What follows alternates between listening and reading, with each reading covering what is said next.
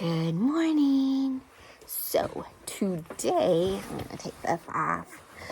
We are going to read Tom Sawyer and the Buried Treasure by Mark Twain. See? And it's illustrated by Bert Dodson. Here we go. It's creepy out here, whispered Huck Finn. It was after midnight, and Huck and Tom Sawyer were digging for buried treasure. Sometimes there's a dead man buried with it to keep guard, said Tom. Lordy, gasped Huck. Then Tom added, suppose this one was to stick his skull out and say something. With that awful thought, they quit for the night. Next time, we would dig somewhere else, in the daylight.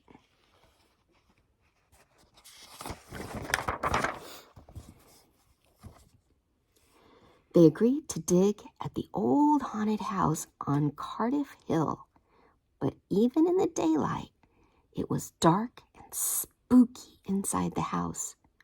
With pounding hearts, Tom and Huck tiptoed across the dirt floor.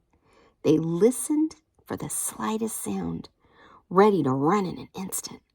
They spoke in whispers, daring each other to go up the stairs. Finally, they tossed their shovels in the corner and crept up the creaking staircase.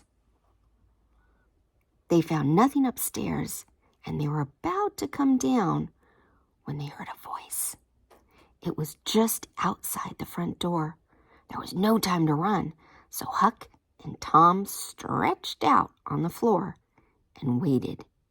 Two men entered. The boys recognized one of them as the deaf and dumb Spaniard they had seen around town recently. The other man was a ragged stranger.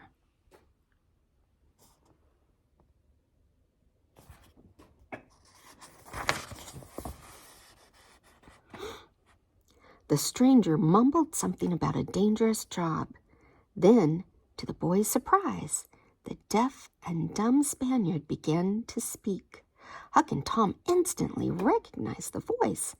It was the murderer, Injun Joe. We'll do that dangerous job as soon as time is right, he said.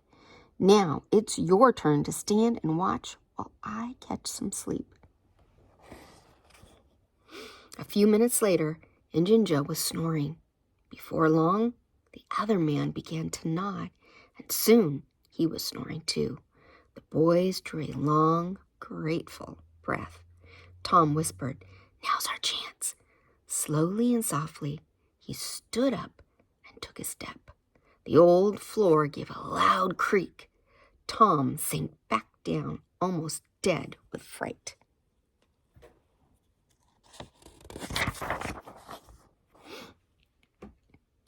When the men awoke, they raised a loose hearthstone and pulled out a bag that had been hidden underneath. They each took some silver coins from the bag. Let's bury the rest much deeper this time, said Injun Joe.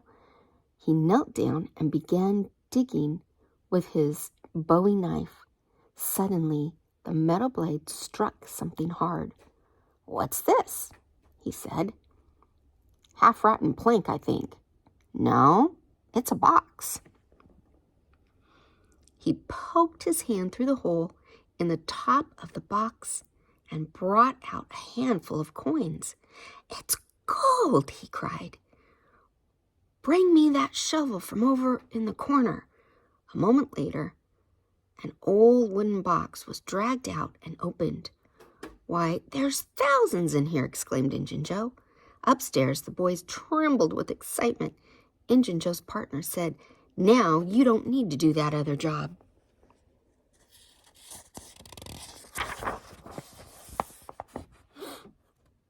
This doesn't change a thing, growled Injun Joe. That other job is for revenge. His partner grunted. Well, all right. But what should we do with the gold? Bury it again? Injun Joe replied, yes. No. There was fresh dirt on the shovel. That means somebody was here, and not long ago. I'll take it to my den.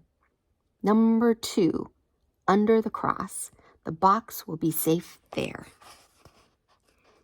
Then he added, "Whoever brought those shovels might still be here. Maybe they're upstairs hiding." Silent panic swept across the boys' faces. They listened in terror as heavy footsteps climbed the creaking stairs. Suddenly, rotten timbers splintered, and the staircase came crashing to the ground. Injun Joe struggled to his feet, grumbling. A few minutes later, the 2 men carried off the box of gold.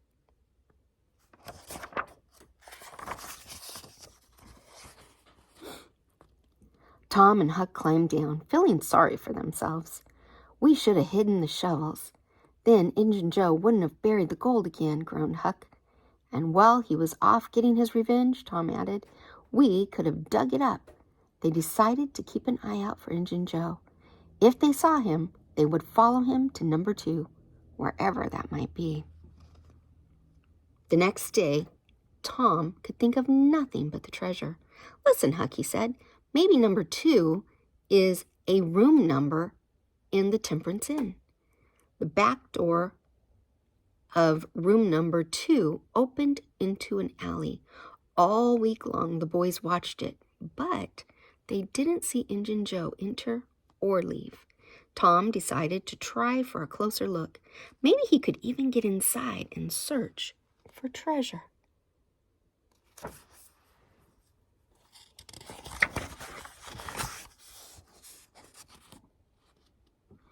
One dark night, Tom met Huck outside in the alley.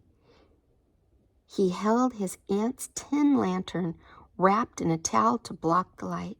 As Huck stood guard out in the street, Tom sneaked into the alley. He crept up to the back door of room number 2 and silently reached for the doorknob. His heart began beating so fast he could hardly catch his breath. Suddenly, Tom came tearing past Huck, crying, "Run! Run for your life!" The 2 boys didn't stop until they reached the other end of the village. When Tom caught his breath, he said, "Huck, it was awful. I tried the door, and it wasn't locked.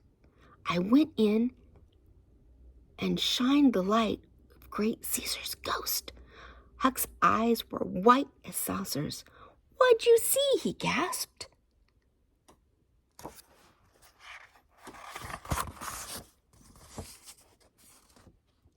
"Huck, I almost stepped on Injun Joe's hand," cried Tom. "He was laying there on the floor, passed out, I guess. His arms were spread out and he didn't budge. I grabbed the lantern and ran. Huck, let's not try anything else until we know that he's not there." "It's too scary," Huck agreed. "I'll watch the place every night," he said. "When Injun Joe leaves, I'll get you, and we'll search his den for the treasure." On Saturday, Tom put thoughts of Injun Joe and the treasure aside.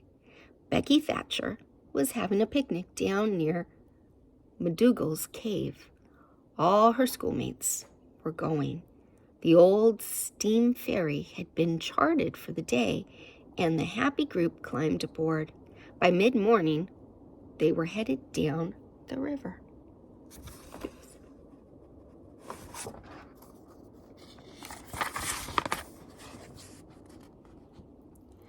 As soon as the ferry had tied up, the crowd went ashore.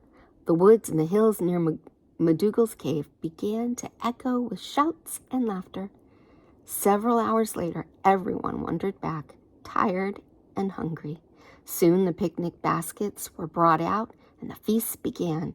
Afterwards, someone shouted, "Who's ready for the cave?" Everyone was. McDougal's cave was a vast maze of crooked tunnels that led nowhere. You could wander for days and never find the end of the huge limestone caverns. No one knew the cave completely, but everyone knew the passages that were near the entrance, so small groups of boys and girls could secretly slip off and disappear, only to spring out somewhere else, surprising the rest of the party.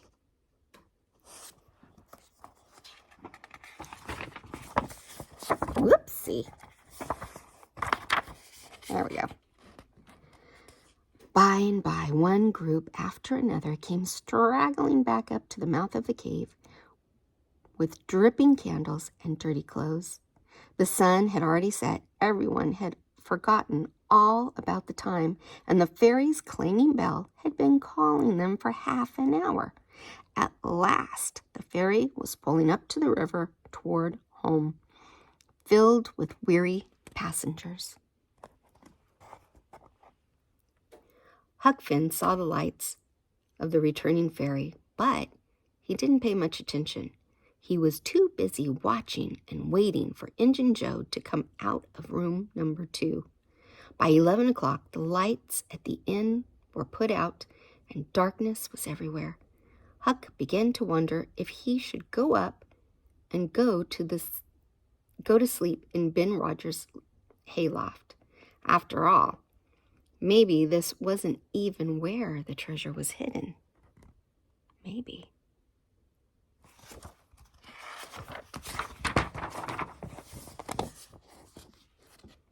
Suddenly, the door to room number 2 opened. Huck disappeared into the shadows near the corner. The next moment, 2 men came out of the alley. One of them was carrying a bundle under his arm. The treasure, thought Huck. Should he go get Tom? No, he thought. There was not enough time. So he followed the men by himself. He had to find out where they were taking the treasure. As Huck glided along behind them, his bare feet made no sound at all. He kept far behind them as they moved through the village. Then they started up the path that led up Cardiff Hill. He followed them past the Welshman's house, past the old quarry, and right to the top of the hill. Finally, they disappeared into a narrow path between some bushes.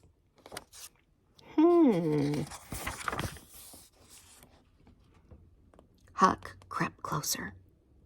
It was too dark to see a thing. Suddenly, a man cleared his throat not 4 feet away. Huck's heart shot into his throat, and he stood there shaking. They were just outside the Widow Douglas's yard. Her lights were still on. She must have company, muttered Injun Joe. This is too dangerous, said the other man. He was the ragged stranger from the haunted house.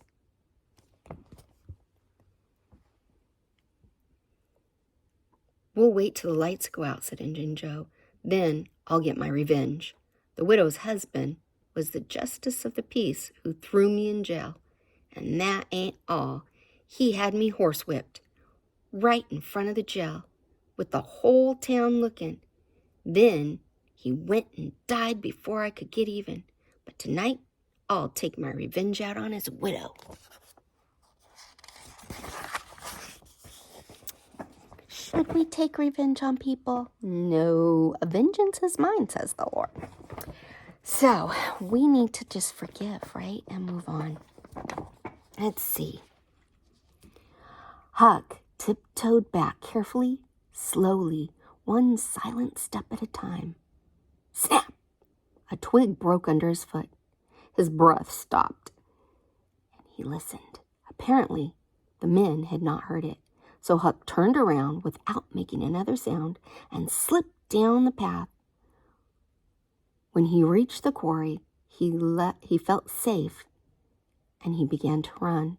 A few minutes later, he was banging on the Welshman's door. 3 minutes later, the old Welshman and his 2 sturdy sons were running up a path with guns in their hands. Huck hid behind a huge boulder and listened. There was a long, anxious silence. Suddenly, the stillness was shattered by the sound of gunfire, and someone cried out. Huck didn't wait to find out what had happened. He fled down the hill into the night. He said, "Ah!"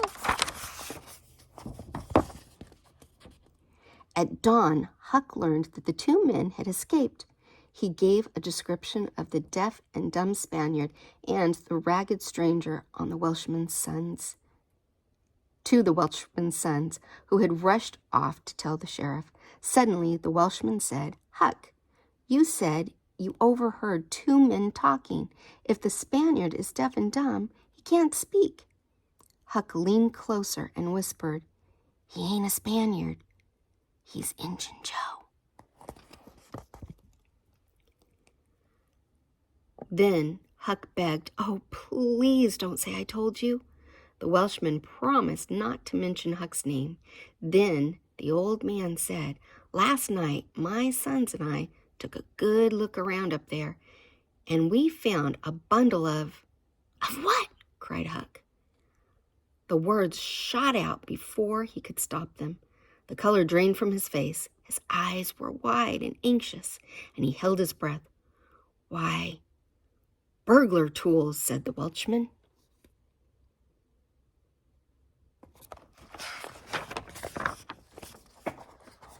Just a second. There we go. That's better. Huck let his breath out slowly in relief. The old man said, "Now, what did you think we found?"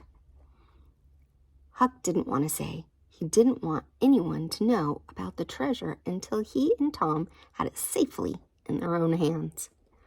What answer could he give the Welshman? Without thinking, he said, "Sunday school books, maybe." The old man threw back his head and roared with laughter. Huck turned the facts over in his mind. The treasure was still a secret, since Injun Joe's bundle had contained only burglar tools.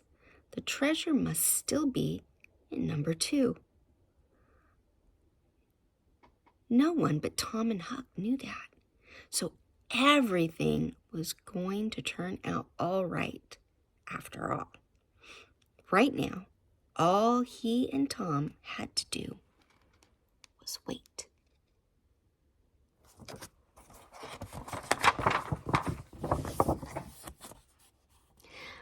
Meanwhile, the sheriff had formed a posse, which was out searching the countryside.